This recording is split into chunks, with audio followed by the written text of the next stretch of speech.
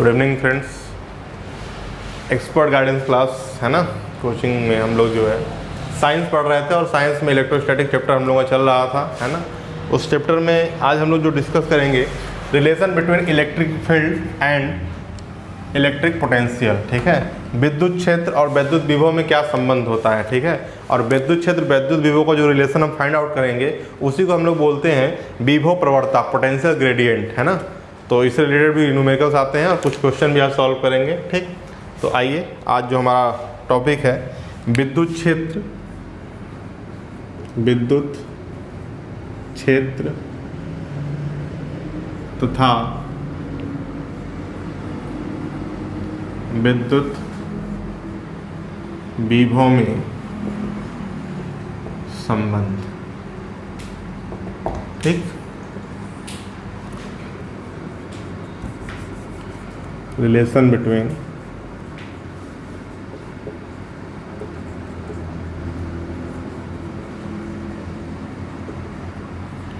Electric field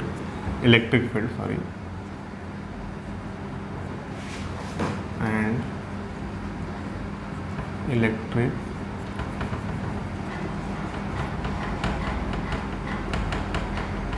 potential, इसको हम लोग क्या कहते हैं, विभव प्रवणता है ना। तो फाइनली हम क्या पढ़ने जा रहे हैं आज, विभव प्रवणता, पोटेंशियल ग्रेडियंट,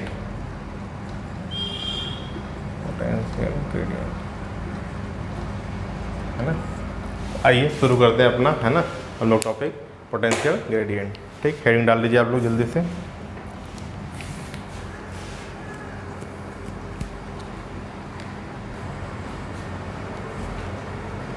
चलिए आइए देखते हैं ना। यहाँ पर एक आपका पॉइंट चार्ज प्लस क्यू आवेश है। ठीक है, और पॉइंट ए पर आपका एक प्लस क्यू नॉट यानी प्लस क्यू जीरो ठीक है चार्ज है। ठीक, अब इसके कारण इसमें कोई ना कोई प्रतिकर्षण बल लगेगा है ना। ठीक, और प्रतिकर्षण बल कितना होगा आपका, तो आप इसको लिख लेते हैं हम लोग है ना। माना बिंदु ए पर आवेश प्लस क्यू के कारण, पहले मान लेते हैं विद्युत क्षेत्र कितना है, ई है। ठीक है, इस प्लस क्यू आवेश के कारण इस बिंदु ए पर जो इलेक्ट्रिक फील्ड है विद्युत क्षेत्र वो क्या है आपका, ई है। ठीक, विद्युत क्षेत्र ई है। ठीक, जब विद्युत क्षेत्र ई होगा तो देखिए ये भी प्लस चार्ज, ये प्लस चार्ज है, तो इलेक्ट्रिक फील्ड और आवेश का जो मल्टीप्लाई होता है वही क्या होता है, प्रतिकर्षण बल होगा। यानी मतलब इस पर, इस आवेश के कारण प्लस क्यू जीरो पर क्या होगा, एक रिपल्सिव फोर्स लग रहा होगा है ना।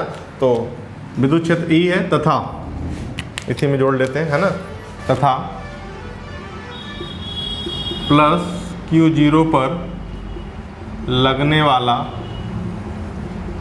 प्रतिकर्षण बल,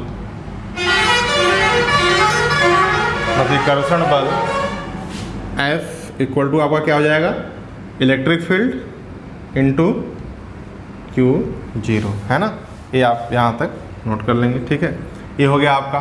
ठीक, अब अगर देखिए इस प्रतिकर्षण बल के अगेंस्ट कार्य करते हुए हम इस क्यू नोट को डिस्प्लेस करें एक स्मॉल डिस्टेंस डी आर है ना। ये मान लीजिए इसके बीच की डिस्टेंस कितनी है, डी आर। ठीक, तभी तो कुछ ना कुछ विभव जनरेट होगा है ना। ठीक, यदि हम इसको क्या करें, इसके द्वारा लगे हुए प्रतिकर्षण बल के विरुद्ध वर्क करते हुए है ना। ठीक, प्रतिकर्षण बल का डायरेक्शन क्या होगा बेटा, तो इस डायरेक्शन में प्रतिकर्षण बल लग रहा होगा है ना। ठीक, और ये इसको हमें डिस्प्लेस किधर कराना है, इस तरफ कराना है। ठीक, कितना, डी आर, कितना डिस्प्लेसमेंट कराना है, डी आर। ठीक है ना, तो नीचे लिख लेंगे यदि प्लस क्यू जीरो आवेश को प्रतिकर्षण बल के विरुद्ध, रिपल्सिव फोर्स के अगेंस्ट है ना, प्रतिकर्षण बल के विरुद्ध against the repulsive force, D R दूरी डिस्प्लेस किया जाए विस्थापित करने के लिए। तो हमें क्या करना होगा, जब विस्थापित करना होगा तो विस्थापित करने के लिए हमें कार्य करना होगा, है ना। तो यदि प्लस क्यू 0 आवेश को प्रतिकर्षण बल के विरुद्ध डी आर दूरी विस्थापित करने के लिए किया गया कार्य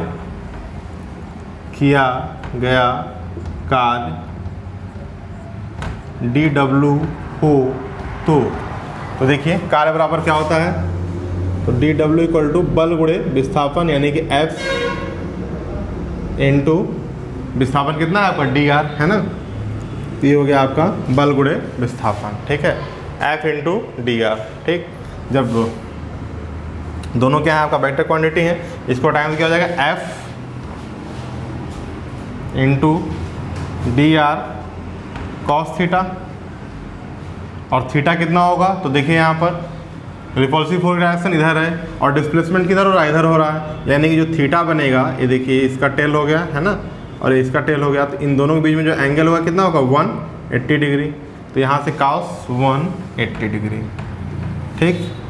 यानी आपका जो डी डब्ल्यू आएगा, है ना, वो क्या आ जाएगा बेटा, D W equal to minus F D R, है ना, क्योंकि cos 180 की वैल्यू कितनी होती है -1, तो आपने वैल्यू पुट कर दिया, तो यहाँ से आपका आ गया D W equal to minus F D R, ठीक। और f की वैल्यू क्या है, अभी हमने यहाँ पर निकाला था, है ना, f इक्वल टू क्या है E इंटू क्यू जीरो, तो यहाँ पे आप लिख सकते हैं D W equal to minus E into Q zero, ठीक। यहाँ तक आप नोट कर लें, तो फिर हम इसको रब करके ऊपर करते हैं, है ना। तो यहाँ से आपका आ गया D W equal to minus E into Q zero. तो यहाँ देखिए जब हम एफ की वैल्यू रखेंगे तो minus E into Q zero, है ना, और ये क्या है आपका डी आर, ठीक। अब यहाँ से हम ऊपर यहाँ कर लेते हैं इसको, ठीक है ना। तो देखिए वहाँ से आपका हो जाएगा minus E into D R equal to D W upon Q zero को इधर भेज दीजिए, ठीक। अब देखिए यदि पॉइंट ए और पॉइंट बी के बीच में, है ना, विभवांतर क्या हो आपका डी वी हो, ध्यान से, ठीक। यहाँ पे नोट कर लेते हैं, यदि ऐसे लिख लें, चूँकि D W upon Q zero, है ना, बिंदु बी व ए के मध्य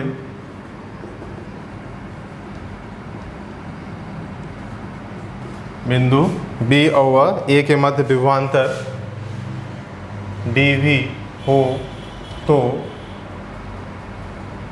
डी वी इक्वल टू क्या हो जाएगा आपका D W upon Q zero. अब इस वैल्यू को हम कहाँ पुट कर देंगे इस रिलेशन में, है ना, तो D W upon Q zero की जगह पे क्या आ जाएगा आपका डी वी आ जाएगा, यानी minus E D R equal to D V, या E equal to minus D R upon D V, sorry minus D V upon D R, ठीक।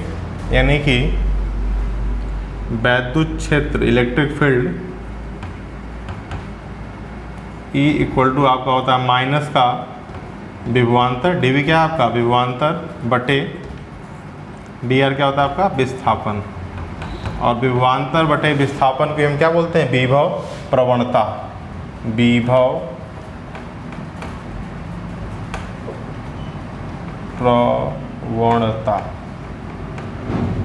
ठीक। इसको आप यहाँ पे नोट कर देंगे, है ना। ये आपका आ गया पोटेंशियल ग्रेडियंट, इंग्लिश में इसको बोलते हैं हम लोग, है ना। तो वीडियो पॉज करके आप इसको नोट कर लेंगे।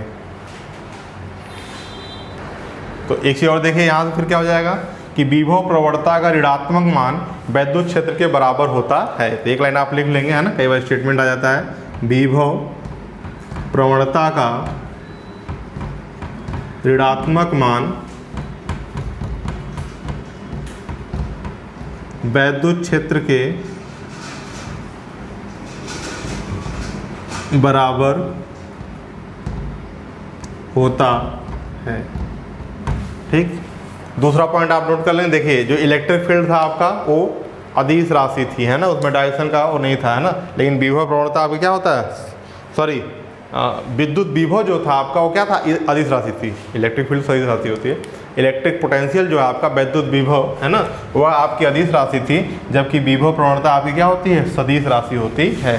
तो इस विभव के कारण आप कंफ्यूज नहीं होंगे, है ना। ये पोटेंशियल ग्रेडियंट है जो वेक्टर क्वांटिटी होता है, और जो आपका वैद्युत विभव यानी जो मतलब इलेक्ट्रिक पोटेंशियल होता है वो आपका स्केलर क्वांटिटी होता है। तो एक डिफरेंस यहाँ पर है, उसको भी आप नोट कर लेंगे, है ना।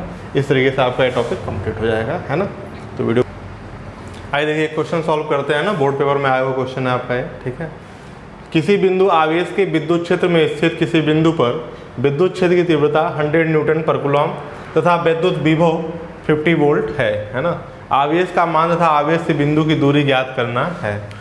देखिए इसमें क्या क्या आपको दिया हुआ है इस क्वेश्चन में। तो पहले आपको इसमें दिया हुआ E = 100 न्यूटन पर कूलम, ठीक, और वैद्युत विभव भी इक्वल टू दिया है आपको 50 वोल्ट, ठीक। दोनों SI यूनिट है तो यूनिट का कोई मैटर नहीं है ना। अब आइए देखिए, पूछा क्या, आवेश का मान था, आवेश से बिंदु की दूरी ज्ञात कीजिए। तो आप क्या करिए, इसके लिए एज्यूम कर लीजिए, है ना। यदि आवेश Q से उक्त बिंदु की दूरी, ठीक, किसी बिंदु पूछा है तो उस बिंदु की दूरी क्या हो, R हो तो, ठीक। तो फॉर्मूला लिखिए, E = देखिए क्या होता है आपका 1/4 pi epsilon not Q upon दूरी का वर्ग R², है ना। E की वैल्यू कितनी, 100, तो हम इसको लिख सकते हैं 100 न्यूटन पर coulomb = 1/4 pi epsilon not Q upon R²। ये हो गया आपका इक्वेशन नंबर 1, ठीक। फिर ऐसे देखिए V = क्या होता है आपका, जो विद्युत विभव है V = क्या होता है 1/4 pi epsilon not Q upon R, है ना। यहाँ भी V की वैल्यू पुट कर दीजिए, क्या हो जाएगा आपका 50 volt = 1/4 pi epsilon not Q upon R। ये हो गया आपका इक्वेशन नंबर 2, है ना।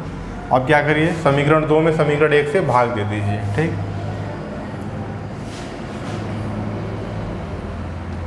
समीकरण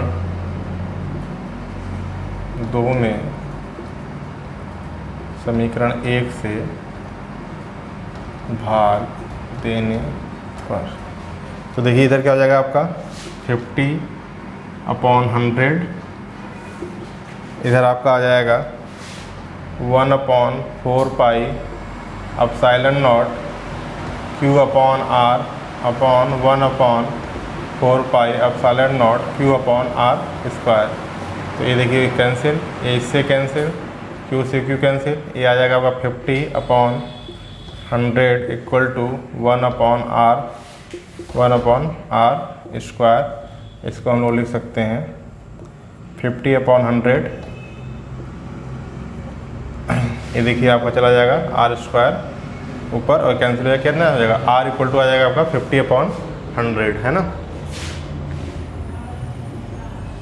इसको भाग दे देंगे तो कितना आ जाएगा 0.5। R क्या है आपका, हमने क्या माना था, दूरी, ठीक। R क्या है हमारा, डिस्टेंस, दूरी है, ठीक। और दूरी का ऐसा यूनिट क्या होता है, मीटर। तो R की वैल्यू यहाँ से आपका आ गई 0.5 मीटर। एक पहला आपका आंसर निकल आया, है ना। कुछ नहीं किया हमने, सिर्फ इलेक्ट्रिक फील्ड और विद्युत विभव जो दिया था उनके फॉर्मूले को यूज किया, 2 इक्वेशन बनाया, समीकरण 2 को 1 से डिवाइड किया हमने, ठीक है। R की वैल्यू आ गई, इस R की वैल्यू को आप क्या करिए, इक्वेशन 2 में पुट कर दीजिए, है ना। तो R का मान समीकरण 2 में रखने पर, तो यहाँ जब हम रखेंगे R का मान तो देखिए क्या हो जाएगा आपका 50 वोल्ट